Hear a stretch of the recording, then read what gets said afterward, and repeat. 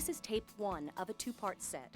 We suggest your initial viewing of this tape needs to be without your children present, while tape 2, Taking Action, focuses on specific techniques and tricks your child can use to escape a predator and tips on how you can bring your child home safely should they go missing.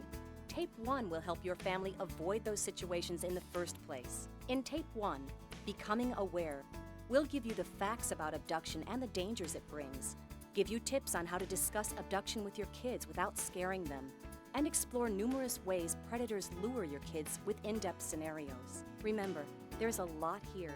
You may decide to watch this tape more than once, or have a pen and paper handy as you go through it to jot down specifics. Some of you may prefer to watch it in sections. Whichever way you decide to go about it, we applaud you for taking this important step to improve the safety of your family. So empower your kids today.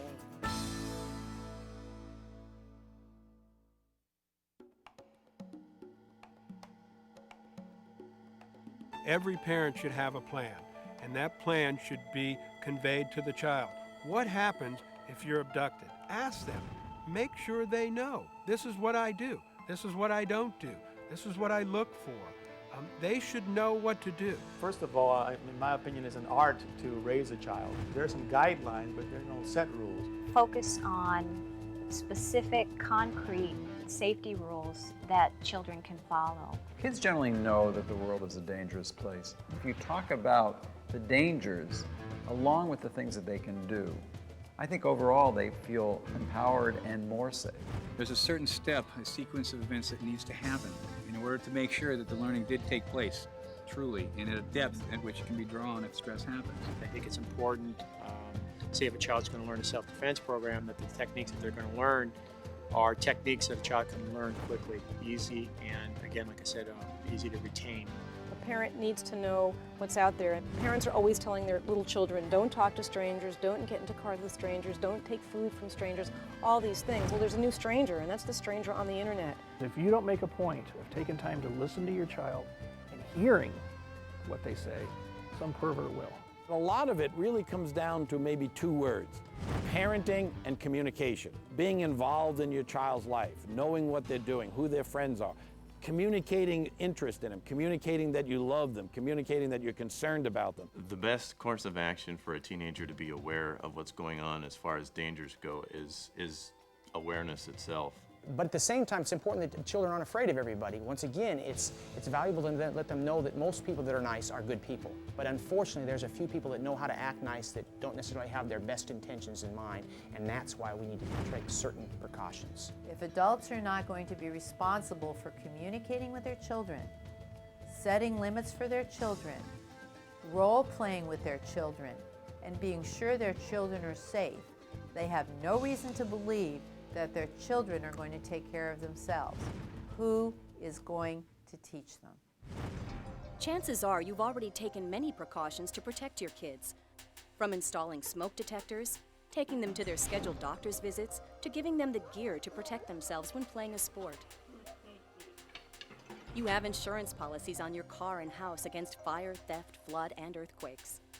But according to the National Center of Missing and Exploited Children, close to half of you have not educated your children on the dangers of abduction. You will not be able to keep your children in view 100% of the time. That's why you need to educate them, talk to them, and give them the ability to take care of themselves when they are confronted with or find themselves in a potentially dangerous situation. A confident, aware, and prepared kid is our greatest defense against child abductions. Empower your kids today. So let's get started with our first section. What you as a parent can do right now: make a child ID kit. David Jones is a detective sergeant with the San Diego Police Department. He's been in law enforcement for 27 years and has been investigating crimes against children for the last 12 years. He is also a father and grandfather. A child ID kit, or sometimes they're referred to as a life file. Anything that pertains specifically to an individual human being and that human being goes missing. If we have medical information, lifestyle information, fingerprints, blood type, who their dentist is for dental records, anything like that is extremely valuable in trying to recover a missing person. And the less time that it takes us to gather that information, the more quickly we can disseminate that information not only citywide, but statewide and then nationwide. And the faster and better chance we have of finding who we're looking for. The types of things that we would want to see in an identikit or information kit on a child would be a current photo within the last year. We would like information on any unusual marks, body piercings, anything of a permanent nature that can't be washed off or washed away, wiped away. Types of behaviors that they enjoy, special interests that they enjoy, places they like to hang out. And any unusual medical conditions that might require special medications or special treatment if they've been away from that treatment for a significant period of time. And if that material is ready, then we don't have to hunt it down and you don't have to try to get yourself grounded enough to go look stuff up and get the information for us. It sure helps. Included in your Kidz'n Power packet is a child ID kit to get you started. Let's go through it. Fill out your child's name, any nicknames, and their full address. Their social security number, birth date, and gender. Next, fill in your information, that of the parents or guardians. Continue with your child's eye color, hair color, height, weight, and blood type. You should also note any allergies your child has or medications your child may be using. Mark any distinguishing marks like scars, birthmarks, tattoos, or body piercings on the pictures. And note if your child wears glasses, contact lenses, or braces. Add a recent picture, a nice shot of the head and shoulders, and write down the date it was taken and the age your child is in the picture. If you can, please have your dentist fill out the dental chart. If you'd like, include a copy of your child's birth certificate and medical records with immunization dates. Write down your child's doctor's name and address, as well as your dentist's name and address. And if you have a full-length recent picture of your child, date it and include it. Remember, this file needs to be updated once a year, keeping the pictures and the information recent. You'll also see a place for fingerprinting. Follow the directions carefully. And don't forget, while fingerprinting your child on this ID card is better than having no fingerprint record at all, a professional set of fingerprints is preferred. Check your child's school and your community center. Sometimes organizations come out to host fingerprint events. Maybe this is something you want to organize through the school, neighborhood, or a local church program. There is only a minimal cost involved, and this way every child in your community has access to professional fingerprints. Check out the Child Protection Education of America's ID Me Now program, or the Emergency Identification Services at 866-334-7225. In your ID kit, you'll also see 2 Ziploc baggies for DNA sampling. Again, some hospitals offer free DNA sampling, but if none in your area do, here's your own at-home kit. For the hair sample, follow the directions on the kit. The baggie with the Q-tip is for a saliva or blood sample. Rub the cotton swab on the inside of your child's cheek until moist. Let it dry for 24 hours. Place it in the baggie, seal it. With a permanent marker, label it with your child's name and the date of the sample, and then store it in the freezer until needed. Should your child scrape himself or get a little cut, you can do the same with the blood sample. Also included in your Kidz'n Power packet is a child ID card and some safe shoes IDs. Fill out the child ID card as instructed. Keep it on hand in your wallet at all times. Think about having extra cards on hand that can be given to a babysitter or family member, or whoever will be taking care of your child. With the Safe Shoes ID, fill it out and attach it to their favorite pair of sneakers, the one they wear most often.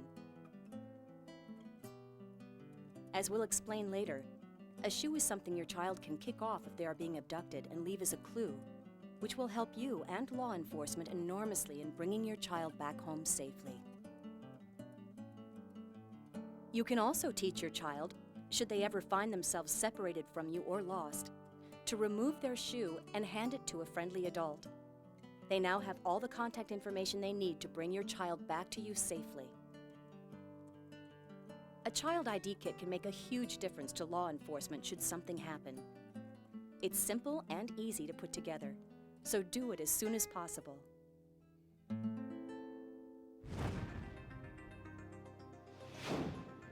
Section 2, 4 Rules of Personal Safety. Dave has been teaching karate since he was 15 years old. He has the rank of black belt in 7 different styles. With over 2,000 active students, Kovar's Karate Center is ranked as one of the top schools in the nation. He and his wife have 2 wonderful children. There are few things more important to a parent than the safety of their child. And what's good to know is there's so many things we can do to help our child be safe.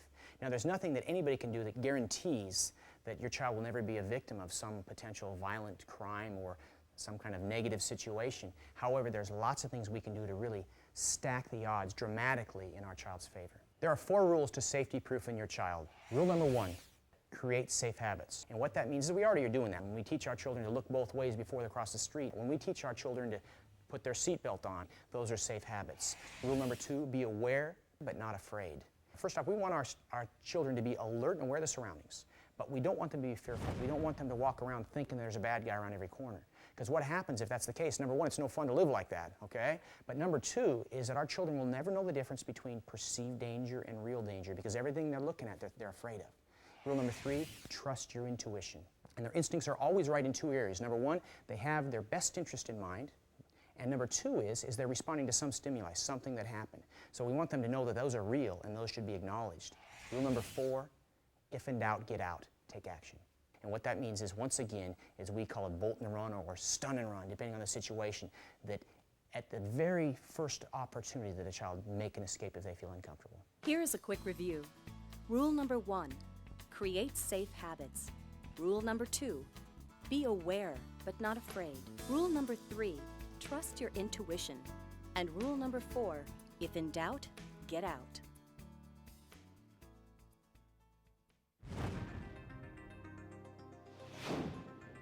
Section 3, some basics you and your child should know. It's always important for a child to know where they live and what their phone number is. Very important. It's good to teach children how to access emergency services, whether it's dialing 911 or whether it's dialing the operator, things of that nature. But it's only as good as what they have access to. If you've got a 10-year-old child out there with no cell phone, it's more important for them to know what their phone number is and what their address is. If you've got a 14-year-old out there with a cell phone, they can access anybody in the world with that cell phone. So again, you target it toward what your child is capable of, because you know your child, what types of behavior they're capable of, and what access they have to information services. Besides knowing their full name, address, and phone number, every child should know how to dial 911. Even the youngest kids can be taught to dial 0 for the operator.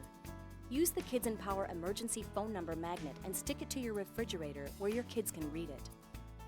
Show them 911, the number for the doctor, and your numbers at work.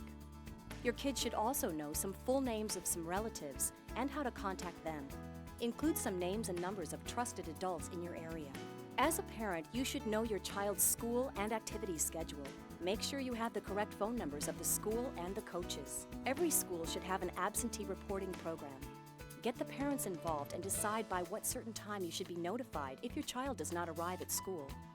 Make sure the school has your most current contact information. Know your child's friends, along with their phone numbers and addresses. Know your neighborhood and walk through it with your children, showing them which places are safe and which neighbors they could run to for help. One more thing. Did you know that putting your child's first name in a visible place on their clothing, backpack, or sports equipment makes it much easier for a stranger to be on a first-name basis with your child and gain their confidence? Use another identifying mark instead, maybe a symbol or a number.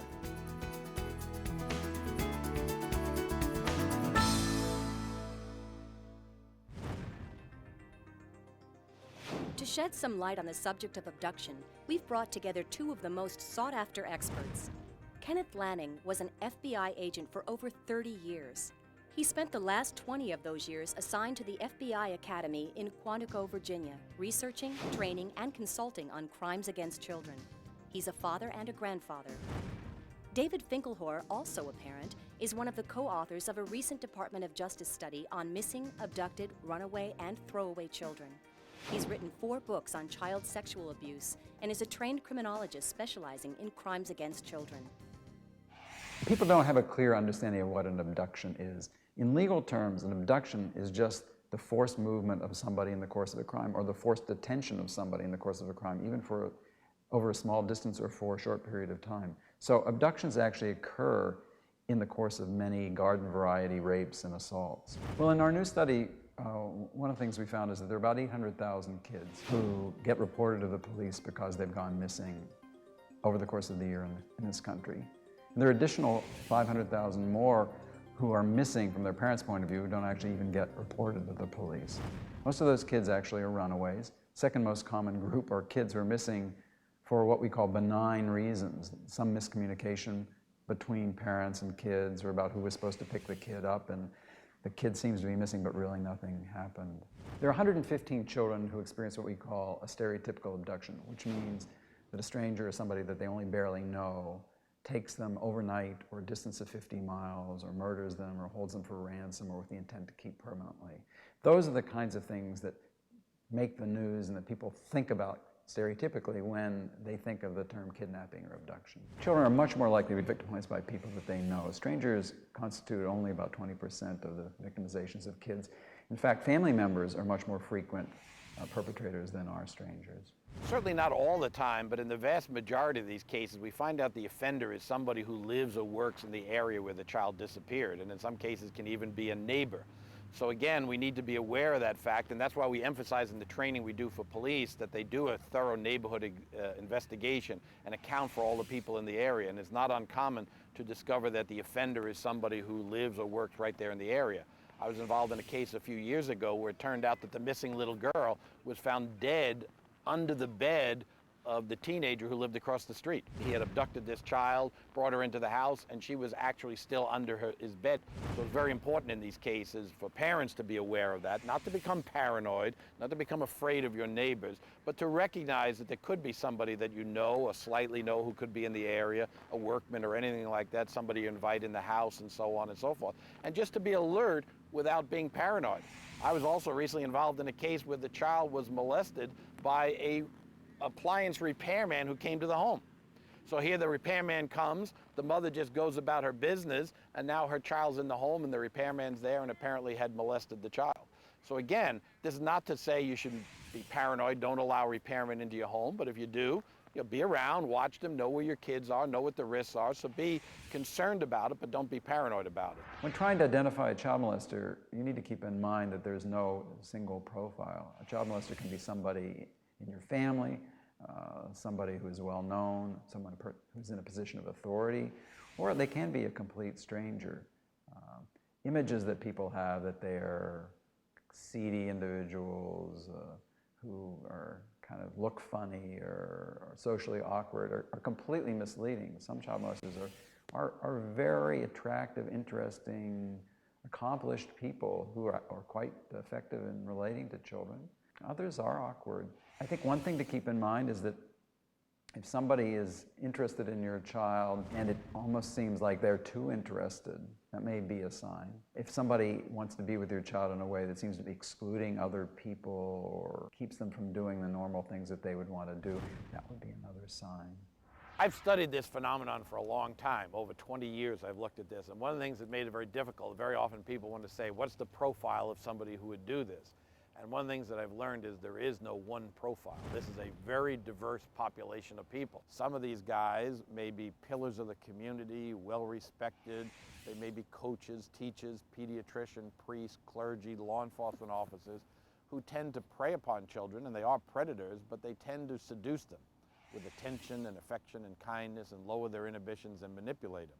So those predators exist, but they tend to be, for the most part, nonviolent. Then when we look at the violent predators, they're the ones who are more likely going to use physical force or threats of force, and therefore more likely to abduct children. If I wanted to molest a child, the dumbest thing that I could do from the point of view of the offender is to abduct the child, because you're going to bring upon yourself all kinds of investigative grief that you don't really need. So when you ask why these individuals abduct these children, what we find out is that many of these people lack the interpersonal skills to do otherwise. They would like to be seducing and befriending children, but they just don't know how to do that. They don't know how to relate to kids, they don't know how to talk to these kids, and many of these guys are socially and sexually inadequate. There are some resourceful, clever, cunning individuals who abduct children, and that does happen, but they tend to be the minority of this group. I need to emphasize that nobody is ever to blame for their own victimization. The blame lies with the person who commits the crime. But children do sometimes do things that increase their risk or show bad judgment. One of the ways in which we can protect kids from victimization is to help them to have good judgment, to make good choices, so that they don't find themselves in risky circumstances. Oftentimes, a child's abductor lives or works nearby. Child predators can be either socially withdrawn, cunning and creative, or even people with authority in your community. Remember, it is important to be aware, not paranoid. Section 5, Tips on discussing difficult topics with children. You know, I dealt with this as a professional for many, many years in the FBI as a so-called FBI profiler, and I learned a great deal about this. But yet in my own personal life, I struggled with this, I think, like any parent would, in trying to figure out how is the appropriate way to talk to your kids about these kinds of things. So yes, on a professional level, I knew certain things, but to apply it in my own situation with my own children wasn't an easy thing to do. I had the same problems about how do you talk to your kids about these things. You don't want to make them overly frightened, but you don't want to deny that it's going on. How do you strike a balance? Talking about abduction and molestation with your child can seem very difficult. Parents everywhere share the same sentiment. I don't want to scare my kids. Scaring children isn't the issue. Having other people scare children is the big issue. And if children are not prepared and they don't know that there are situations that are scary, then we are not serving our children well. We're not preparing them. Then we're creating real fear. It's like when you get into a car and you put on a seatbelt. The purpose of the seatbelt is not to scare a child or make them afraid of having an accident. If I say to a child, why do cars have seatbelts? They will say, it's to keep you safe, not so you don't get killed. They're not afraid, oh my gosh, I'm going to get in the car and I'm going to fly through the windshield. That's not it. They know that if they have a safety belt on, then they're safer. You know, knowledge is really power. The more you know and the more aware you are, the more confident you are, the more confident a child is, and the more able they are to take care of themselves. Wisdom is wonderful. Naivete is foolhardy, and parents want to protect their children. Knowledge is protection. The old adage of bringing up children was that children should be seen and not heard, and really that kind of doesn't apply to the present-day world. We live in a modern, very complex world. Verbal and thinking skills are much more important than they were in the past. Competition for different prizes that society has to offer is very stiff, and children need to be very self-confident and have a very good sense of who they are inside. Talking with children about safety doesn't scare them, but empowers them. The question is, how young do we start? How you go about talking to your child depends on the age of the child, of course. Younger children, it's just easier to bring up this topic with. They're eager to learn about the world. There are lots of things that they don't know, and they're much less likely to just shut you down when you raise the topic. Parents say, well, how old should a child be before I start talking to them like this? As young as possible. As soon as the child has any language at all, I would say, I am so proud that you picked up your toys. You should feel so proud of yourself. Did you feel proud when you shared with your friends? Anything that you can do to start communication, and you can do that with 2 or 3-year-olds, even before they have the words themselves, because they have a receptive vocabulary before they even can express themselves. You start communication as young as possible so that they have the language and the words and the freedom and the knowledge that they know you want to hear what they have to say. They're never too young. It's an ongoing process of changing needs, and the parent needs to keep on communicating, keeping the channels of communication open with the child so they understand what the needs are and what the changing needs are. Surprisingly, it's easier to talk to younger kids about safety as they're still eager to learn. So, how does one go about reaching out to their teens? If you start communicating at a young age, then the teenage years don't have to be horrible. In my family personally, adolescence was the easiest time we had because we had to work so hard at communication when my kids were 8, 9, 10, 11, 12 years of age. Communication starts young. That way, when kids get older, they have the language and the vocabulary. Teenagers think they know more than they do. They fake it till they make it. If you build your communication, and you can start at 15, you can start at 16. If you let kids know, I'm concerned, I understand that your friends are doing things that we're telling you not to do. However, I need to know that you are safe, and that is my priority. I've had kids come in here and say that the thing they like best about their parents is that they have rules. I know that sounds strange for a 16-year-old girl, but she said, my parents give me rules. I feel badly for my friends because their parents don't give them rules. And they were telling me how some of their friends use her rules and claim that their parents have put those rules on them because they are so starved for structure. Kids don't feel safe. They don't feel safe. They're not getting enough positive reinforcement, and teenagers go through that me, my, I'm the center of the universe stage, which 2-year-olds do. I mean, teenagers are terrible twos with hormones a lot of the time. They really are. So knowing that they're going to be fighting for freedom, let them earn it and let them know what is required for them to have that freedom. In other words, give your adolescents privileges depending on who they choose as friends, as an example. If they're with kids that are risky, high-risk kids, really pull in the limits. Really pull in the limits and let them know why. And let them know that if they want more privileges, they need to choose more responsible friends. The same thing with strangers. What are you and your friends going to do if? Why don't you have your friends come over and let's talk about it. I did that with my own teenagers. Let's talk about it. Let's talk about when you go to the mall. Let's talk about risky behavior. Malls are a magnet for teenagers and movie theaters, and so high risk, so high risk. If you communicate and you let kids know what's expected, again, knowledge is power. One of the most common stereotypes that I think that Americans have about child abduction, sexually motivated child abduction, is that the victims are all little children, particularly little girls. What we know from the research is that the #1 victim is probably an adolescent girl, an older girl in her teen years, who's more likely to be victimized. So therefore, once again, that a lot of these strategies that are only targeted toward little kids are missing the main population. Also, it's very important, I think that there maybe are more families who might talk to their daughters about this, but totally ignore the possibility of an abduction of their son. And although they're not as abducted as often, boys also get abducted, and in significant numbers. So you need to make sure you also talk to your son. And also, interesting enough, I found that it is more likely that if a boy gets abducted and sexually assaulted, he is probably less likely to come home and tell anybody about it. He's going to be ashamed and embarrassed that he, quote unquote, allowed himself to be victimized. So we need to recognize that boys are at risk and that older children are also at risk as we look at these numbers, and so we have to deal with that kind of reality. When talking to your teens, role play and ask what-if questions. Keep in mind that teen boys also get abducted, and in significant numbers.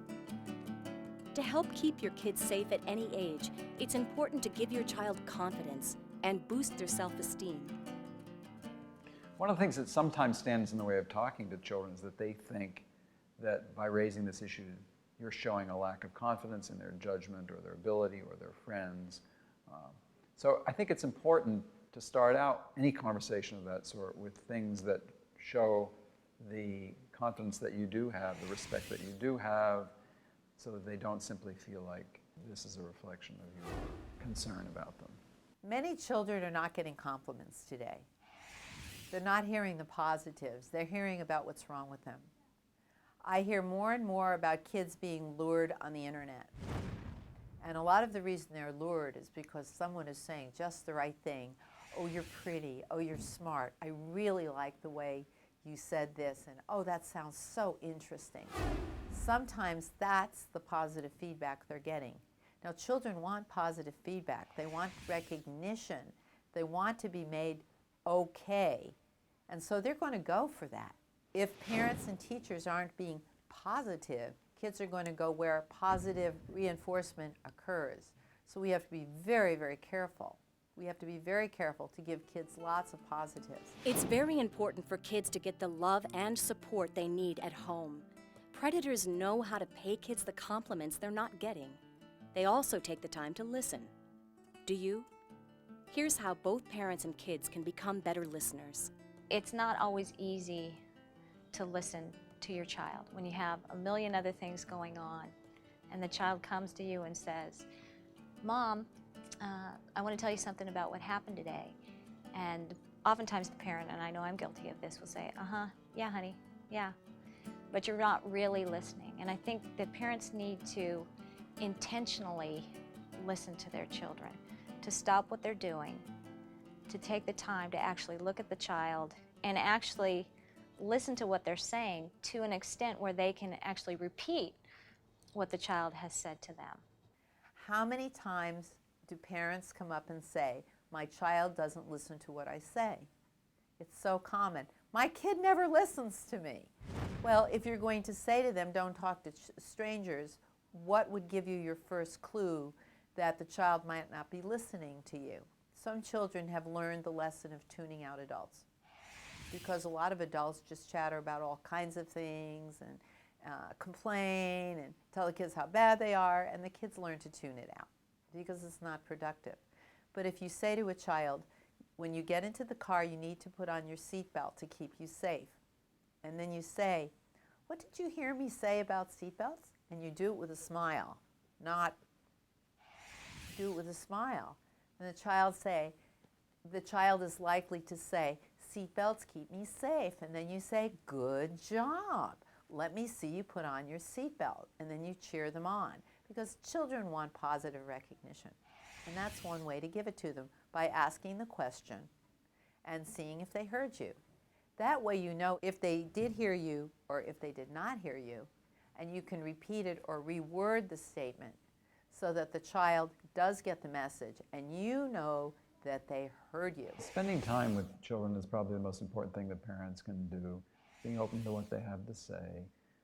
Having a good relationship with a child is the best prevention, but of course having a good relationship with a child should be something parents strive for, not just to keep kids safe, but for having a happy family and helping their children to grow up and feel good about themselves.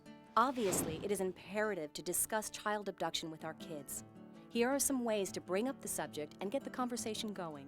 I think that there are a number of different ways that you can broach safety topics with children. And I think that parents need to take advantage of multiple means of doing that. One way to do that is to set aside specific time to actually talk to their child about the topic. It communicates to the child that this is an important topic. We're setting aside special time to actually talk about this. But maybe even more effective than that is to use teaching moments that come up just during the course of a normal day. And parents need to be attentive to those types of moments when those types of moments present themselves. I'm sure everybody knows a half a dozen families. And I would like to see more schools do this. It isn't done nearly enough. And come up with situations and role play. You could have someone who you know, who the children don't know, drive up and hold a picture of an animal up and say, oh kids, come and help me, I've lost my dog. Come and take a look at his picture. And if the children go to the car, say stop and look where you are right now. Do you know this person? In other words, don't hash them out. Do you know this person? If you don't know this person, then this is a stranger. Should you get near their car? No. So when a stranger talks to you, like this stranger did, so you've got, they call it in vivo, in life, real life circumstances.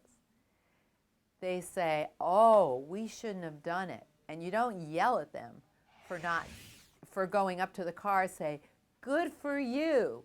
I know that's a mistake you're never going to make again, are you? Good job." So you're always finding something to compliment them for making a better decision, as opposed to hashing the kids out. I make it an analogy to people that I'm teaching new skills to. I make it an analogous to learning, for example, to play a musical instrument like a piano, guitar, or learning to be a baseball player, football player. Those are complex skills. And when we learn those kind of skills, we need to practice in a safe environment. Baseball player has somebody throwing pitches at him over and over again in a safe environment where he can think about what he's doing and correct his behavior, and somebody can coach him, well, why don't you try this and try that? So it's a place where you can experiment in a safe environment. And it's important to get those skills so it becomes automatic, becomes almost unconscious, because when you're actually going to perform that skill, it's going to be in a setting that's not going to be as comfortable and as safe. The child, for example, may be accosted by a stranger. It's not safe, it's going to be scary. A baseball player is going to be there with a pitcher, an adversary who wants to strike him out, and 50,000 people who are going to be yelling and screaming, booing perhaps. So there's going to be a tremendous amount of pressure. Babe Ruth used to say, when they asked him how did he hit so many home runs, he said it was because he was very relaxed at the plate. And being relaxed, his mind was clear. He could then see the ball coming to him and it looked like a basketball. So a person that's very nervous, that baseball is going to look like a golf ball. So it's very important to have the skills so well learned that one is very, very, very confident. So in teaching the child these new skills, you repeat them over and over and reinforce the child, build the self-confidence so the child feels he's learning new skills and not being just frightened. Like anything new, safety skills need to be learned, and repetition is key. It's also important that the learning takes place in a safe environment and that kids learn to perform the techniques in a relaxed state. Make this learning fun for your kids. Keep in mind, while this may be easier with children of an outgoing nature, shy children need these skills even more, as they are often a predator's preferred target. Shy children, children who look reluctant, are most likely to be targeted, and that goes for teenagers. We know that adult rape victims also have that sense of shyness or withdrawal. People who walk tall and look assertive aren't bothered. This is important information, So if we rehearse children, I do that in my office.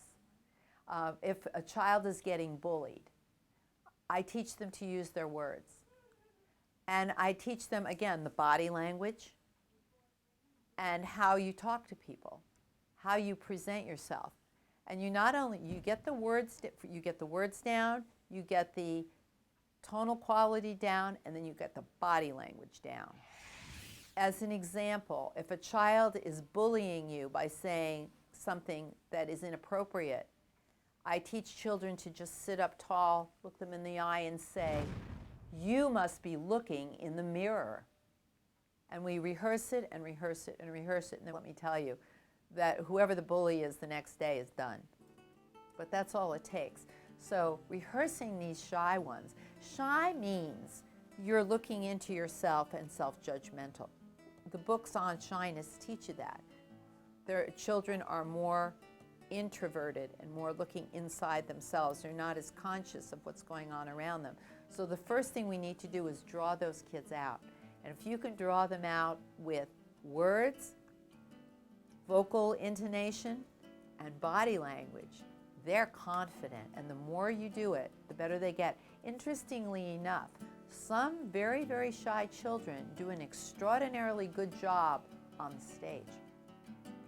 You know, you give them a role and you let them be somebody else, and all of a sudden they're out there and they are really loving it. And that helps draw them out. But remember, they have a script, and that's where they get their confidence. So give the kids a script. I don't care how shy and self-conscious they are. If you teach them the skills of eye contact, body language, vocal tone, you've given them a gift. There's a fine line here. Kids who act confident are less likely to be victimized. But on the other hand, if you have a sense that this is a dangerous situation, generally the best thing to do is to get away from it and not to use bravado to hang around something that might become serious. It is necessary to get kids out of their shell and aware of their surroundings so they can recognize a potentially dangerous situation. But how do we help our children develop these instincts? It's important for parents to tailor the message about trusting your instincts to their child and who their child is. Some children have a lot of fears, irrational fears, are very timid. They may need to have more information about how to distinguish truly dangerous situations from ones that just feel scary but aren't. Other kids tend to disregard dangerous situations and feel no fear at all. They may be the ones who need to learn much more about how to see when a slight increase in their sense of apprehensiveness needs to be acted on. Some children have this intuitive feeling that there's something or somebody that doesn't make them comfortable. One of the things I would recommend that parents say to children is there something that made you feel good today? And then you can ask them a question like, was there anything that was really frustrating today? Was there anything really hard today at school? And they might talk about a math problem or something. And then you can lead into it and say, was there anything that made you feel scared or uncomfortable today? In other words, you're using feeling words. Now I really sound like a psychologist. You're giving them feeling words, and you're giving them permission to be observant and to be aware of their own personal reactions. Many children aren't. So by the time you've gotten to, did anything or anybody make you feel uncomfortable or a little bit scared, and you can use the body language, a little bit scared. Affect is good. They say that communication is 7% words and 93% nonverbal. So that's a real good thing, a little bit scared. And then the parent can say, was there anybody maybe on the playground that made you feel uncomfortable? In other words, don't dig right into the neighborhood. And the child might describe somebody who was a bully, and then you can go through what should you do if there's a bully. And then you can say, how about in the neighborhood? Any of our neighbors make you feel maybe a little bit kind of funny or not comfortable, or somebody you feel like you'd like to not be around? In other words, you're helping the child define it. Because very often kids have gut feelings, but they don't have words for it. So if we ask them questions in that manner, then we're opening the door to awareness. We're giving them a vocabulary, and then they can begin to express themselves. When developing your child's instincts, remember to give them a vocabulary they can use to express themselves when they feel uncomfortable. An open line of communication is the most vital part of your child's safety education. But there are some other things parents can do that are essential to the protection of their children. Parents often focus on the risk to children from outside the home, and they focus on trying to change children's behavior. But there's plenty of things that parents can do to keep kids safe by changing their own behavior, making sure that they don't respond violently and aggressively to children in the ways that they try to relate to them and discipline them, and making sure that they don't engage in violent interactions with their spouses and the other people that they're close to, in being careful about the people that they associate with, make sure that they don't bring into their children's lives somebody who may be predatory or may victimize a child. If parents really monitor those kinds of things, that will be a great step toward keeping kids safe. Because of what I did for 30 years in the FBI, a lot of people come and ask me, well, gee, what would you tell parents, or what would you tell your kids, or what would you tell your grandkids and so on about this? And the problem is I don't have a simple answer. I mean, a lot of people are looking for, and I understand why they're looking for, what I sometimes jokingly call the 30-minute checkoff list, something that you can accomplish. Or sometimes when I talk to the media, they want a little sidebar that they can go with the story of certain things to do to protect your children. I also sometimes jokingly refer to it as kind of like the polio vaccine. You take your child to the pediatrician for a shot and then a booster shot, and then you don't have to worry about polio anymore. You don't think about it anymore. There is no polio vaccine to prevent sexual victimization of children. What it really is something that you have to be involved in 24 hours a day, 7 days a week, 52 weeks a year for your child's entire life. Section 6, Stranger Danger. In the stereotypical perception of child abduction, we tend to focus on what's commonly referred to as stranger danger, the idea that these are all strangers who are kidnapping these children. Now, a certain number of them are and a certain number of them aren't. But as we talk about strangers and the danger that they present for children, one of the problems, particularly for young children, is almost impossible to communicate to a young child, in my opinion, precisely and exactly what a stranger is. Now, you and I can come up with a definition. We can talk about it, somebody that you know, but you never met, or you've seen him before, you've never seen him before. You know his first name, he's your last name, you don't know where he lives, you do know where he lives, you know approximately where he lives, and there's all kinds of discussions about what makes somebody a stranger. It really doesn't make any difference what my definition is and what your definition is. The only definition that counts is the definition in the mind of the child that you're trying to communicate with. What does that child understand a stranger to be? And in my opinion, there is no way you can communicate this to a child in one brief 30-minute session. That you're going to have to talk to your child on a regular basis, day in and day out, and almost use every day you're with the child as a learning opportunity to say, why when we now go visit the pediatrician, why is he not a stranger today? The policeman on the street, why is he not a stranger? The person you talk to on the internet, are they a stranger, are they not a stranger? And then my favorite one is when you see children traveling unaccompanied on a commercial airplane.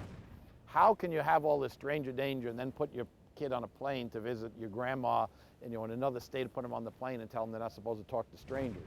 So it becomes a problem, and I believe that all you can do is work at it on a day-to-day basis and take opportunities and explain why this is an exception or this is not an exception, and whatever you're dealing with. And that goes back to what I was talking about. Young children listen to you. They very much want to listen to mommy and daddy, but they don't understand it. So you need to do everything you can to help them, to get them to understand. Some kids will just simply almost never talk to a stranger no matter what mommy and daddy say.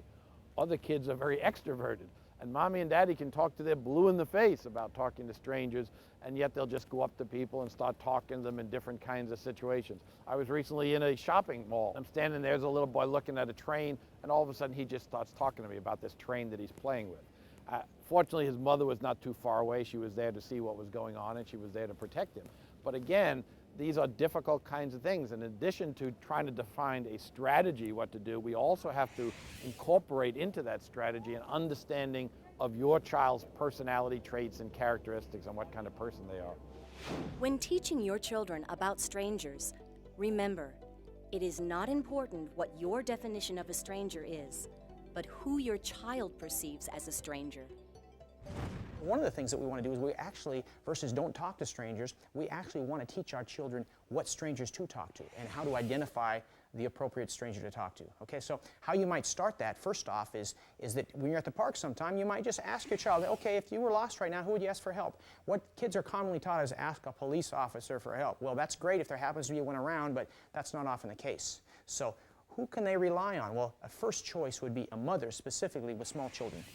And the reason why is twofold. Number one, the chance of them being a violent perpetrator is pretty minimal. So number two is their maternal instincts are going to kick in. They're going to see a child lost, they're automatically going to imagine that's their child, and they're going to go out of their way to help. So that would be a primary person to ask for help, to teach your children to do. The second would be a grandma, someone that looks like a grandma for the same reasons. Okay, they're probably not going to be a perpetrator. And number two, they have those maternal instincts, and they're going to see this little lost child and want to help them out.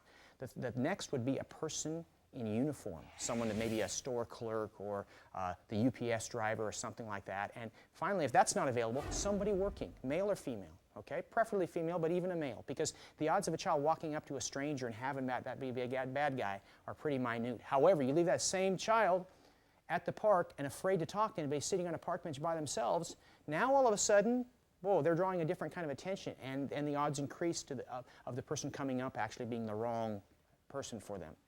There's something about the children in the ghetto areas that the children in the middle, upper middle class communities, our naive children, don't have. And the word is vigilance. And that's true for all members of the community. The children in our communities around here are very naive. They think they're safe. They go to the park. They don't look around to see if there's strangers in the bushes. They run off by themselves. They're oblivious. They're very fortunate that up until now, that's been fine. but it isn't fine anymore. The kids in our ghetto areas are wise. They have wisdom and street smarts. We have to give our kids in the more affluent areas this awareness too. Teach your kids to recognize good strangers. A great exercise is to go to a park and ask your children, if you were lost, who would you go to for help? Remember, they want to look for 1, a mother with small children, 2, someone who looks like a grandmother, 3, a person in uniform, or 4, someone who's working, male or female. If in trouble, the worst thing a child can do is sit alone looking scared. They'll attract the wrong kind of people.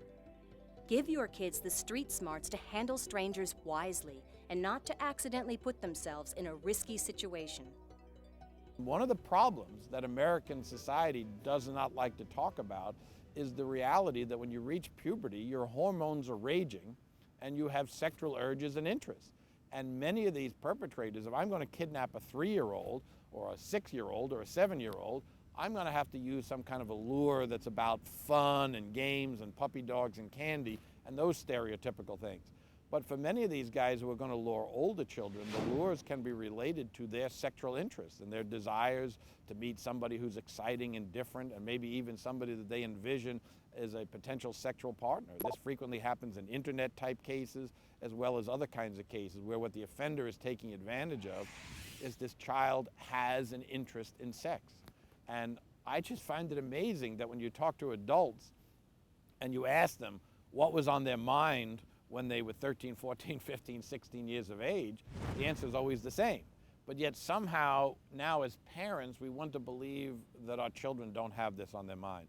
And to make it more complicated, parents want to believe that their adolescent children are non-sexual, and adolescent children want to believe that their parents are non-sexual. So we have this barrier in any kind of communication about a lot of these kinds of issues. And sometimes what it results in is the child makes a stupid mistake, an adolescent child, goes off with some guy, then does get abducted, gets sexually assaulted, and then the child is ashamed and embarrassed to come home and tell mom and dad about it. In a lot of these cases, what we've discovered through the new research, that in a significant percentage of these cases, these kids who get abducted don't even tell their parents. The parents don't even know about it. The child is out, the child comes home, the child was abducted and maybe even sexually assaulted, and the child may not even tell the parents about it. And we have to start to think about why that is and why these kids are not talking to their own parents about these kinds of issues.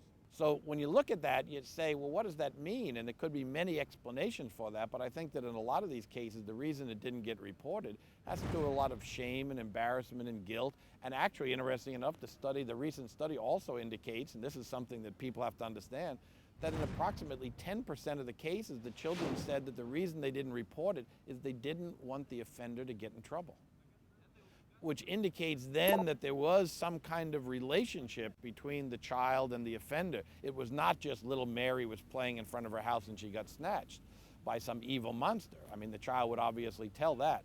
So again, we as a society, if we're going to prevent this, and parents, if they're going to prevent this, have to start considering the complexity of these cases and not just focus on this stereotype that does take place, but is only a small minority of the cases. The offender may seduce the child to some extent or convince the child that he has romantic interests, or the child may be attracted to this individual. So off they go maybe to his car or to his apartment, wherever it is. And when they're there, the child may comply with sexual acts A and B that they are willing to engage in. Now, I want to make it clear, those sexual acts A and B may be criminal acts if the offender is an adult and this is a child, but it's a different kind of crime. Maybe the child at this point is not technically abducted and the child is complying in the victimization. But then if the offender wants to do other kinds of sexual acts, such as C and D, the child may not want to do those things. Now we have a forcible sexual assault, a different kind of crime, and may even at this point become an abduction if the child's not allowed to leave. Now we have an abduction. But again, the point is that in talking, whether you come back and talk to mom and dad about it, whether the police are called about it, that sometimes explains why in these cases, that we know that in 43% of these cases, the kids don't tell their parents about their missing status, and in 79% of the cases, the families don't tell the police about this missing status. I mean, I don't have any magical formula that makes dealing with all of this easy for parents. One thing that I've come to believe is that parents in this country, for some strange reason, have little problem talking to their kids about many safety issues. They have no problem telling them, don't stick your toys in the electrical outlet, you know, don't run out into the street without looking both ways, don't do this, don't do that. So we have all these kind of general safety issues that we seem to be able to talk to our kids about. The one that we have a big problem is that anything related to that magical three-letter word, sex. Suddenly, and what many parents do is they talk about everything else, and then maybe rarely, if at all, one day they talk about sex. I believe that maybe an effective strategy is to talk about all of this together, to talk about safety kinds of issues, to talk about being, running out in the street, being hit by cars, other bad things can happen to you, and then among that, talk about a certain amount of abduction type issues in that context. And that way I think it keeps it in better balance, particularly when the children are younger. Because with younger kids, what happens is the parents seem to be unwilling to tell their kids, well, what is this stranger going to do to me? So I get abducted by the stranger, what'll happen? Oh, he'll do bad things. Like what? And then when our kids get older, that becomes even more ridiculous, that you're trying to warn your teenage kids about something that you can't even talk about.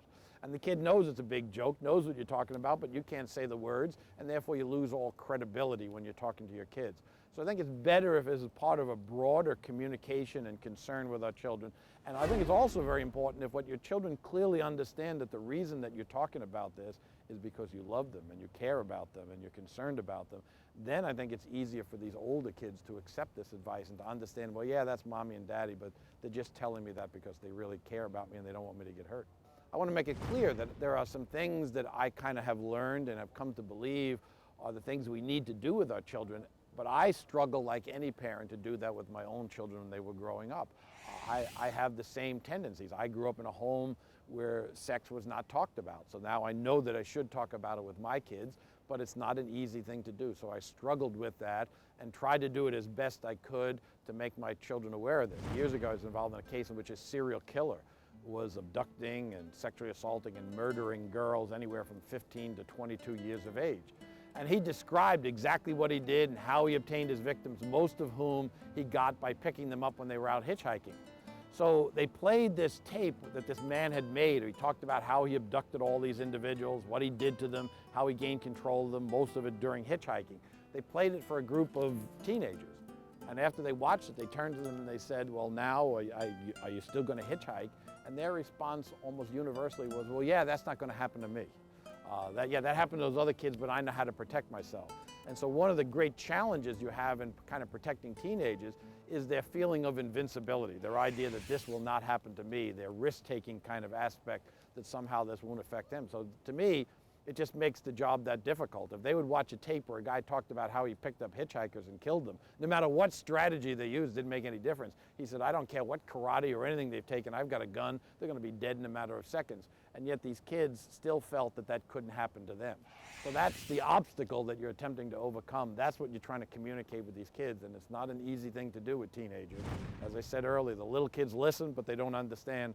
The older kids understand, but they don't listen. As you eagerly anticipate the birth of your baby, you'll most likely be child-proofing your home. If you can, visit the maternity ward where you'll be delivering. Many have added extra security measures from cameras to computer chip bracelets. Make sure you feel comfortable with all their procedures. With the many sleepless nights following a birth and the years to come, you may need an evening off once in a while and ask someone to babysit. Check your sitter's references, even with local law enforcement. CPR training or general first aid training is always helpful. Regardless of who your sitter is, even your little sister or your mom, always leave them a number where they can reach you in case of an emergency. Tell them not to let strangers into the house, and most importantly, not to hesitate calling the police if they hear suspicious noises or actions outside the house. Also, leave them a copy of your child's ID card. Going outside with a cute baby on your arm can attract all kinds of attention, sometimes from unwanted strangers asking to hold your baby. Remember, you're in control. No matter who asks, the answer should always be, no thanks, not right now. Say it politely and never feel as if you have to apologize. The most important thing to remember when your kids are in their baby or toddler years is that they should never leave your sight. In crowded places like grocery stores, shopping malls, amusement parks, and fairs, it's easy to get distracted. Strollers are key. If you have more than one child, it may be worth it to invest in a double stroller. There are other gadgets that can keep you and your child from getting separated. Bracelets with bungee cords, or little beepers that sound an alarm if your child is getting too far away from you. We'll tell you more about those later. As a parent, you know that public restrooms are often a hassle. You should also know that they are a favorite target for child molesters and abductors. We had a murder here in San Diego County in Oceanside, California a few years ago, where an aunt took her 8-year-old nephew to the bathroom, and he went into the men's room. She stood right outside the door at a beach. It was a public restroom. He was murdered in that restroom while she was standing outside, and the perpetrator of the murder walked right out past her because the kid was never had the opportunity to make any noise. No matter how uncomfortable it may feel to take your child of the opposite sex into the restrooms, children have to be accompanied right to the stall itself. Also, should you need to use the bathroom, never leave your child to wait for you outside. You wouldn't trust your purse or wallet to be left there, nor should you your kids. At the playground or local park, it's imperative to keep an eye on the kids. Instead of reading a book, try returning phone calls. It will allow you to be more aware. Also, teach your children that when they can't see you, they've gone too far and need to come back. When you and your spouse or a friend are both watching the kids, make sure you communicate clearly when one of you is taking a break. One last thing. No matter what a hassle it can be pulling a child out of a car seat and putting the child back, you should never leave a kid in a car unattended, even if you think it's only for a minute. It doesn't take long for someone to smash your window and take your child. To recap what we've just learned, when your children can't help themselves, you need to be their eyes and ears to keep them from danger.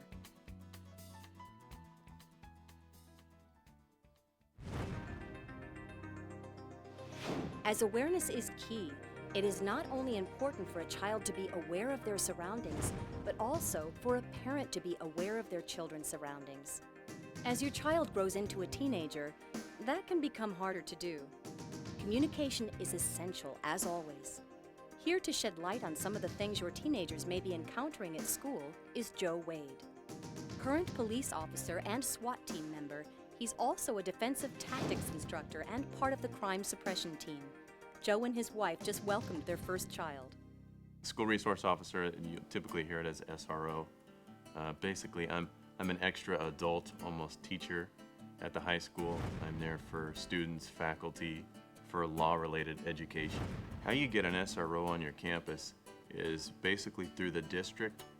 Sometimes the district will fund, sometimes the state will fund, other times the police department just says we have so many available people and the schools are so important in our community that we're gonna put one of our own there, we're gonna staff a person there.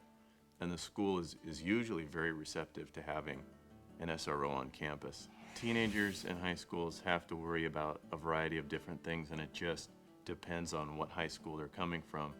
For instance, one school, you may have a very affluent area where there aren't a lot of gangs that go to that school, maybe at a private school, but at the same time, maybe there will be drug use and drug dealing going on campus, or maybe not even that, but maybe alcohol use. It's a reality. Alcohol exists on high school campuses. Drugs exist on high school campuses, everything from marijuana to ecstasy to cocaine. It's there, it somehow finds its way onto campus and out. Now, does that mean that a lot of kids use those kind of drugs? No. But it's more available than a lot of parents think. It's not hard to get that stuff. If I were a parent, I would want to know if we did have an officer on campus.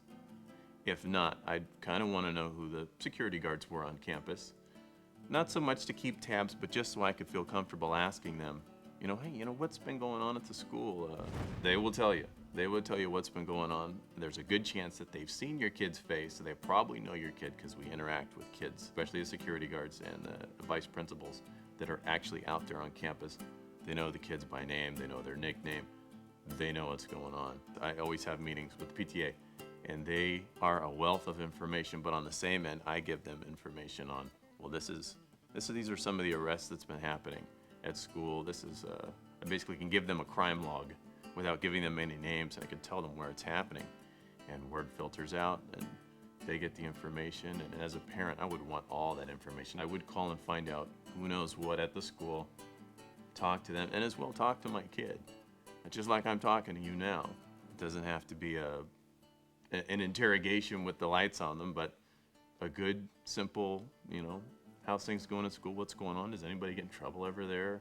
Teenagers have one of their big things that they don't like to do is they don't like to rat anybody out. Well, there's anonymous tip lines you can call to the police department. You can wait till you get home and you can call. You can even tell a teacher, any faculty member. You can walk in the principal's office, janitor, any adult on campus. Let them know. And in some way or another, it's going to get back to the police department. And when it does, you may not get an SRO, but you will get a police officer who comes to campus. The kids will meet this officer. The more the officer comes, the more the kids get familiar and more comfortable. A lot of kids, like I said before, just don't like to be seen with police officers because generally when a police officer comes onto campus, the kids think it's for something bad.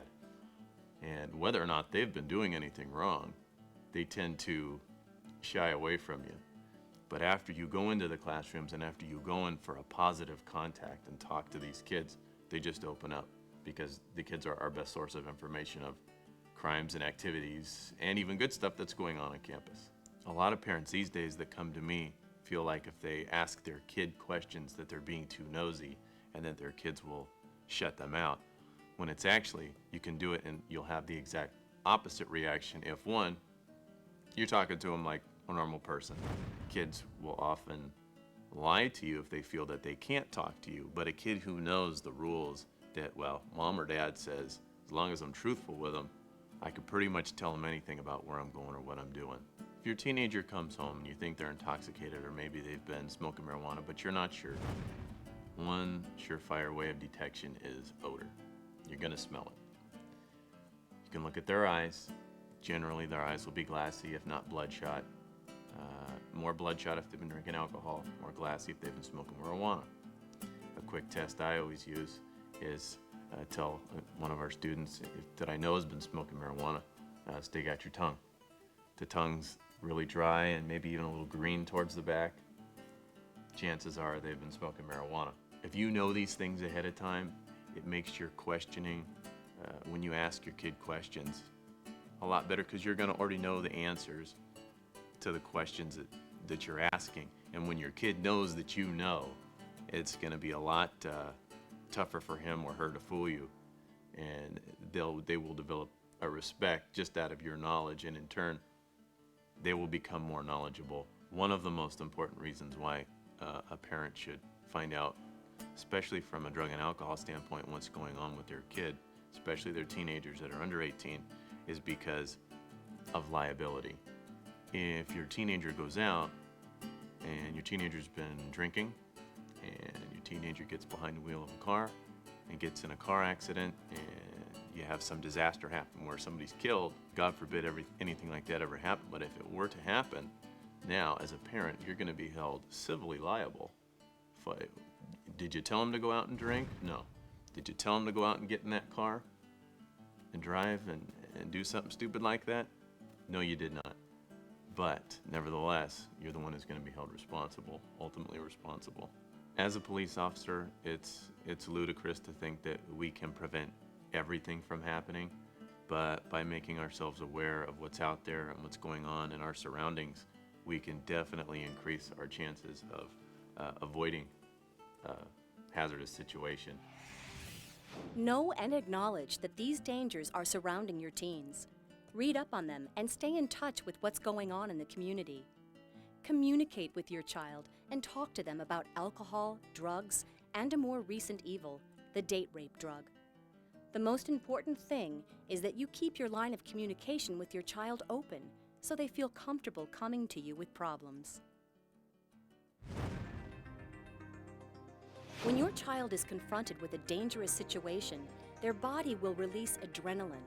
Adrenaline can be both helpful and harmful. It can freeze your child, block them, and make them an easy target. But if your child knows how to deal with fear and the adrenaline it releases, they can use it for flight or to fight. Fearful is not knowing what to do. Fear is based on ignorance. In the AA programs, the Alcoholics Anonymous programs, they have something they call FEAR. They take the letters F-E-A-R, false evidence appearing real. In other words, if you don't know something, if you're going on ignorance or lack of information, you create a picture in your mind. Ignorance creates fear. Knowledge creates power. If children have a plan of action, if parents can give those children a plan of action, their children are empowered. They know what to do and they know how to do it. All right, let's talk about the sensation your child may have. You want to educate them on if they are ever in a situation where they don't feel comfortable, where their stress levels are elevated, where they are in fear, then not to feel bad about feeling those different emotions, but to act on them. It's better to be safe than sorry. If they need to go ahead and scream, if they need to say no, if they need to run away, or for that matter, do a couple of the strikes that we're going to talk about a little bit later on in the video, then do so. As far as being parents, I'm a parent myself. Do I walk around in constant fear that this an abduction or some sort of thing can happen to my child? No, however, I am concerned about it. So what I try to do is prevent these things from happening. I don't walk with my head down. I don't let them walk with their head down in constant fear. Obviously, people can go ahead and pick up on that body language and target you a little bit easier than if you walk around with confidence in what your life's all about. Arm yourselves with the awareness that not to ever get yourself in these situations, or not to let these situations become part of your life. Then you know, that's the best offense that you can actually have for these types of situations. There is no reason for that to ruin your life. Just go about business as you normally would, but keep in mind, never let it happen. Fear is an important emotion, and it's something that can be either really beneficial or very detrimental, depending. For an example, if your child is on the top of the Empire State Building, the safety wall falls down, and your child is not fearful at all, that can be dangerous, okay? So obviously it has its place. It can keep us from doing things we know we shouldn't do. On the other hand, it really can be disempowering. And so one thing that's important for people to know is that true courage isn't fearlessness, it's overcoming fear. And the fact that your child feels afraid does not make them a coward. That's okay to feel that way. What's important is they know how to respond even when they're fearful. It's taking action anyway. They're afraid, it's okay. They concentrate on what it is they're trying to do, whether it be to get away, whether to speak clearly in front of their class when they're giving a report at school, all right, to know that it's okay to be afraid. But it's what they do when they're afraid that makes the difference. So for an example, one of the tricks, the most important things, again, it goes back to breathing. If we can teach our children, if they ever become afraid, to breathe deep breaths, what's going to happen is they're going to be a little calmer and they're going to be more likely to do what they know they should do, regardless of how they feel. Remember, it's important to be aware, not fearful. Empower your kids by giving them a plan of action. Knowledge is power. When confronted with a truly fearful situation, teach your kids to control their breathing. It will help them overcome their fear. That's true courage.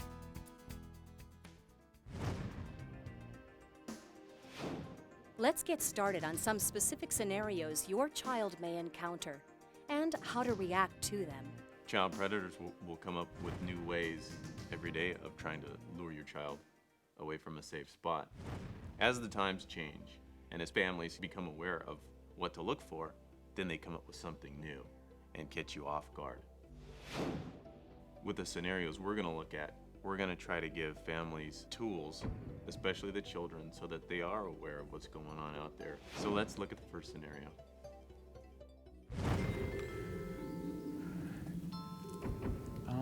Excuse me. Hi. Hey, how are you? Fine. Great.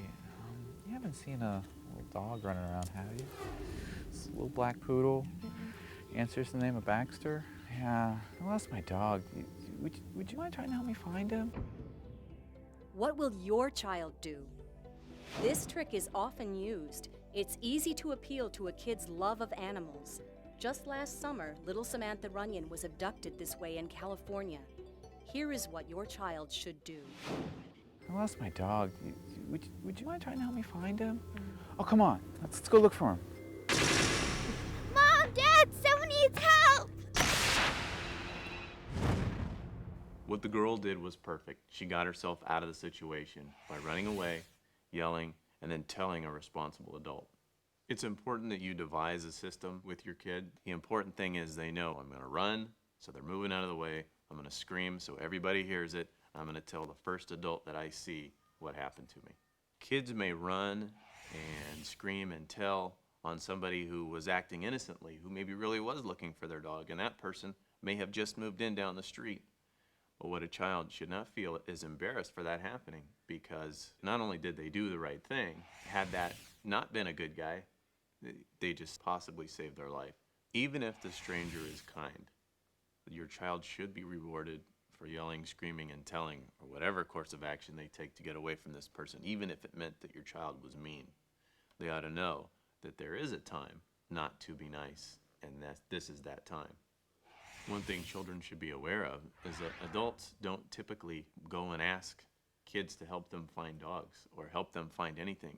I mean, what normal person goes around driving around the street asking for anything other than directions? And why would they ask a small child for directions? It just doesn't make sense. And when kids know this and they're aware of this ahead of time, then they know.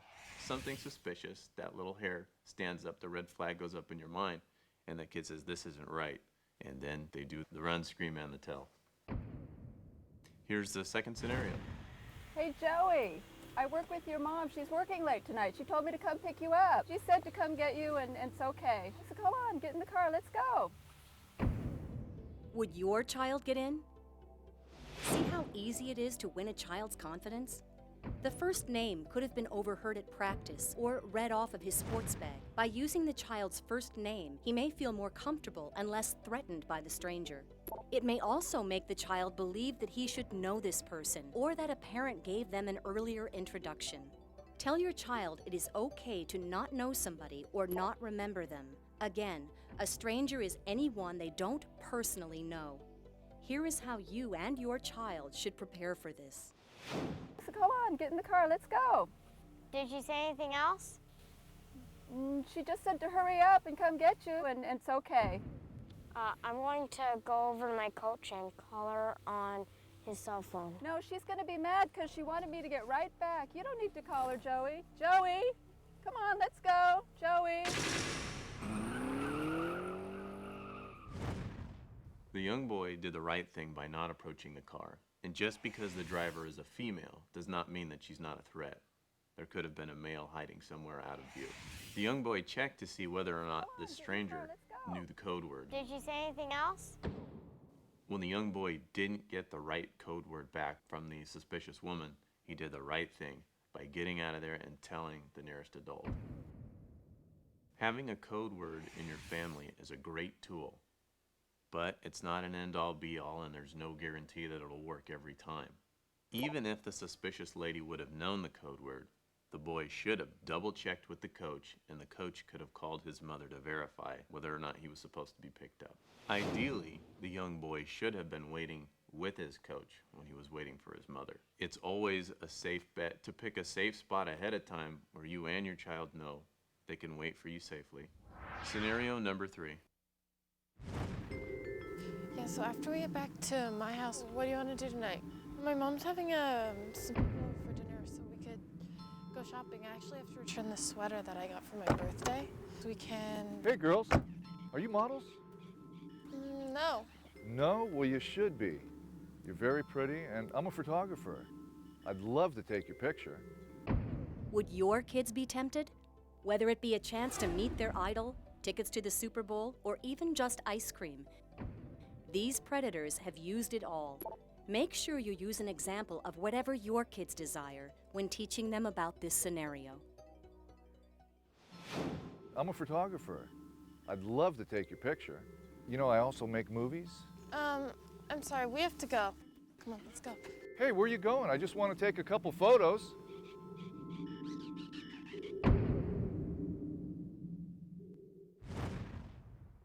These girls did a great job because they kept the conversation to a minimum. And in their conversation, they were very assertive. It didn't look like they were afraid at all. The best thing they did was turn around, go back to the spot they came from instead of continuing on past where they were going. By returning to the location they came from, these girls can find a responsible adult or authority that can take them back safely to where they need to go. Kids and teens especially should never feel guilty or bad about calling the authorities on people that they feel are suspicious. It's better that we have a false alarm and we avoid a situation rather than have a disastrous one. Let's look at the next scenario.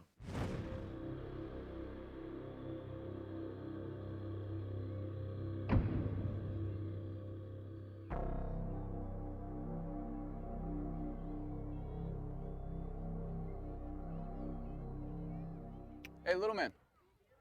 Yeah, you come over here for a second? Got a problem here with my car. Do you think you could start it up real quick for me? Just take a second. There's only one right answer here, but it's important that you run these scenarios by your kids and see if they've understood the situation. Think you could jump in the front seat there and turn it over real quick? No. Mom, Dad, help! Again, by being aware and making the right decision, the boy avoided a potentially dangerous situation. Remember, it's important that your child understands that it's okay to say no. Let's look at the next scenario.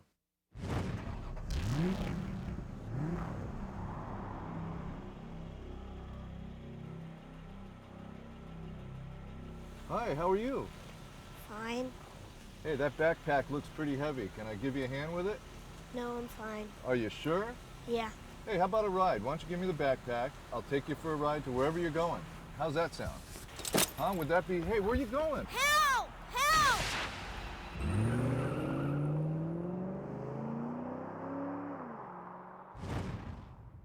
This girl was prepared.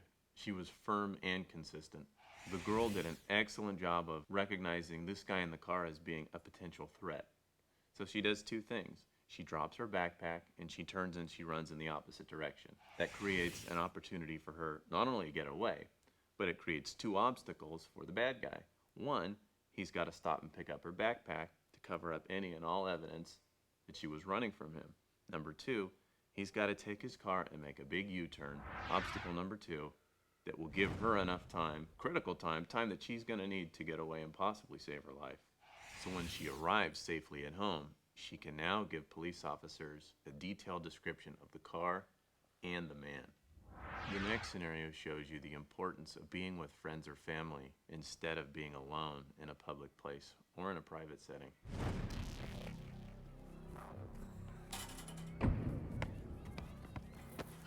So you want to play pig? No. I have to get home before dark. Okay. I'll see you later. Bye.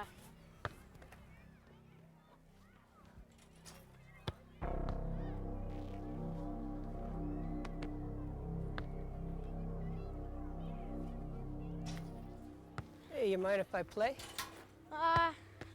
No. From around here? Yeah. Where's your folks? They're, at home.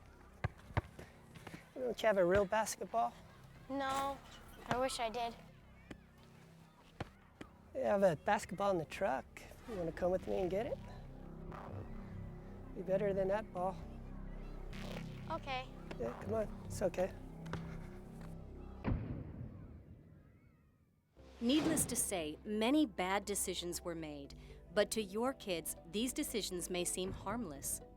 Again, kids can be tempted easily, and while staying together with friends is not a guarantee, it can significantly reduce the chance of abductions. As we resume, please note that while the following may seem improbable, many abductions are avoided every year by children actively resisting their predator.